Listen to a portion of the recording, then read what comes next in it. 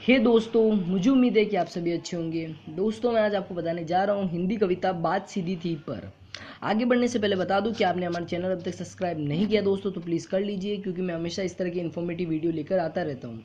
तो चलिए दोस्तों शुरू करते हैं। बात सीधी थी पर, कुंवर नारायण। संदर्भ इसका यह है कि प्रस्तुत पद्यांश कवि कुंवर नारायण की बात सीधी थी पर से लिया गया है और इसका प्रसंग यह है कि कवि काव्य के निर्माण के समय भाषा की समस्या का वर्णन कर रहे हैं। तो दोस्तों आप आ जाते इसके अर्थ पर। इसका अर्थ यह है कि कवि कहते हैं कि मेरा काव्य बहुत सरल था, परंतु भाषा के कैलत्य और तस्मलता के कारण ऐसा फंस गया कि मेरी काव्य की बदला बदला सा लगने लगा। जो कुछ मैं कहना चाहता हूँ उसे पहले कहने की कोशिश में शब्दों को टटोलता रहा, शब्दों के पर्याप्त खोजता रहा, फिर खूब कोशिश की और कि जो चाहता था उसे अभिव्यक्त कर सकूं।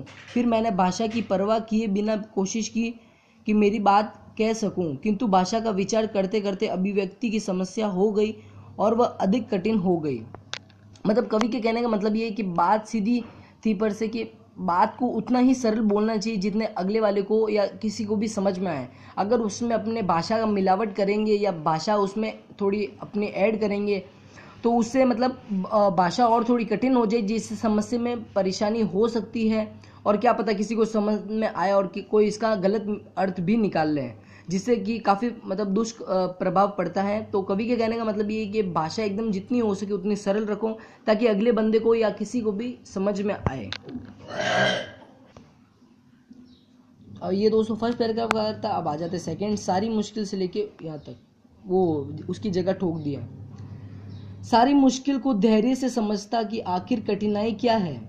मैं पेच के खोलने के बजाय उसे तरह तरह की क्रूरता चला रहा था, अर्थात मैं अपनी भाषा की जोड़ देता हुआ रह रहा था कि भाषा बेहतर बने। इस शब्द चमत्कार का मुझे श्रोताओं और पाठकों में प्रशंसा मिली, अतः मैं भाषा के खेल में मग्न हो गया, यानी डूब गया। आखिरकार वही हुआ जिसका मुझे डर था। जोर जबरदस्ती से बात की चूड़ी मर गई, अर्थात भाषा के चक्कर में प्रबल अभिव्यक्ति हो सकी। अतः भाषा के अभाव में प्रभावहीन भाषा में ही अभिव्यक्ति कर दिए। हार कर मैंने उसे उस कील की तरह उसी जगह ठोक दिया जो ऊपर से ठीक ठाक दिखाई दे रही थी, परंतु अंदर से उसमें न कसाब न था, न ताकत नहीं थी। इस प्रकार ऊपर से वे मेरी कविता भूले ही कविता प्रतीत हो रही थी, परंतु उस कविता के प्रभाव और आकर्षण अभाव अलग था। मतलब बाहर से तो वो कविता लग रही थी, लेकिन उसमें भाषा का जो चक्रवर्ती जाल था उसकी वजह से वो भाषा थोड़ी टेढ़ी सी होने लगी, अर्थात थोड़ी मुश्किल होने लगी। तो लास्ट पैराग्राफ में अंत में एक शरारती बच्चे की तरह उसने मुझे पूछ लिया, अभी तक भाषा का प्रयोग नहीं सीखा। मुझे पसीना पहुंचते हुए देखकर उसने पूछा, क्या तुमने भाषा की सहूलियत से दूर तथा कभी नहीं सीखा, अर्थात भाव के संबोध भाषा समस्या आती है। वही सहज अभिव्यक्ति है कि वही प्रभावी है। सोच समझकर शब्दों का प्रयोग करने से बात बनेगी, नहीं बिगड़ जाएगी। अर्थात मतलब कवि के कहने का मतलब ये है कि जितना अपन सोच समझ के उस में भाषा का प्रयोग करेंगे, उसमें भाषा अपनी डालेंगे, वह उतनी ही बिगड़ जाएगी, मतलब उतनी ही कठिन हो जाएगी समझने में। तो कवि का कहने का मतलब यही है इस अर्थ में, ज़्यादा कुछ नहीं है, कि भाषा जितनी हो सके उतनी सरल होनी चाहिए। क्योंकि लाइन में भी फर्स्ट लाइन में लिखा बात सीधी थी पर, लेकिन भाषा के चक्कर में आने से टेढ़ी पड़ गई। तो ये था दोस्तों इसके अर्थ। अब आ जाते इसके विशेष पर। भाषा पर ज़्यादा जोर देने से भाव में अपेक्षित सौंदर्य नहीं उत्पन्न हो पाता है। मुहावरे का सार्थक एवं सटीक प्रयोग हुआ है।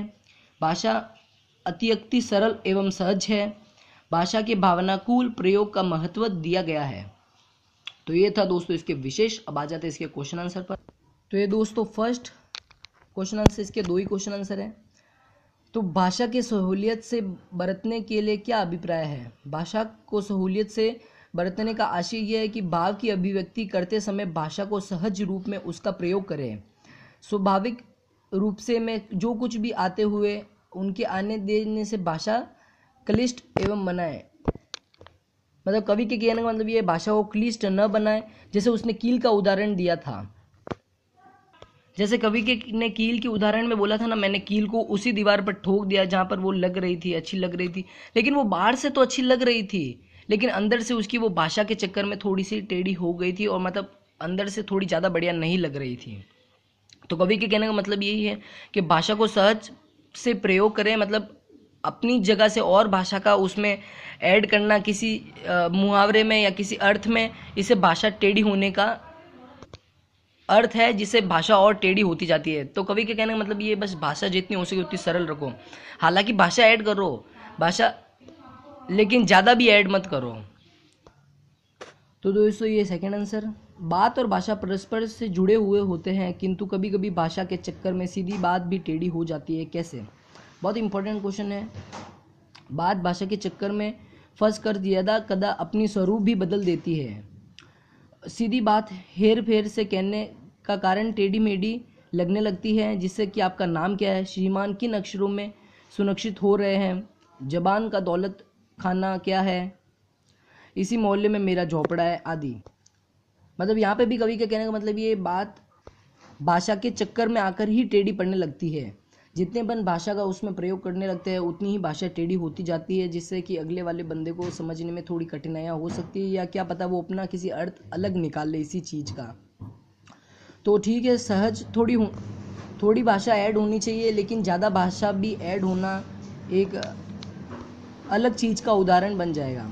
तो यही था दोस्तों इसकी शॉर्ट समरी। आप इसके वापस नोट भी कर सकते हैं। बात सीधी थी पर संदर्भ एवं प्रसंग।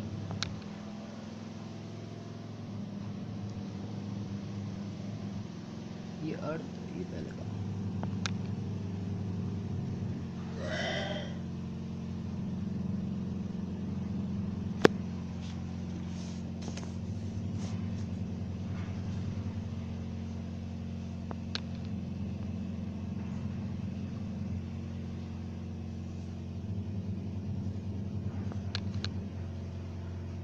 इसके विशेष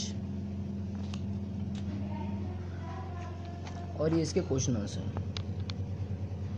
तो दोस्तों मुझे उम्मीद है आपको ये वीडियो पसंद आया होगा। वीडियो को लाइक और शेयर जरूर करें, और प्लीज़ हमारे चैनल को सब्सक्राइब करना मत भूलें। जिन्होंने हमारे चैनल सब्सक्राइब कर लिया उन्हें बहुत बहुत धन्यवाद दोस्तों।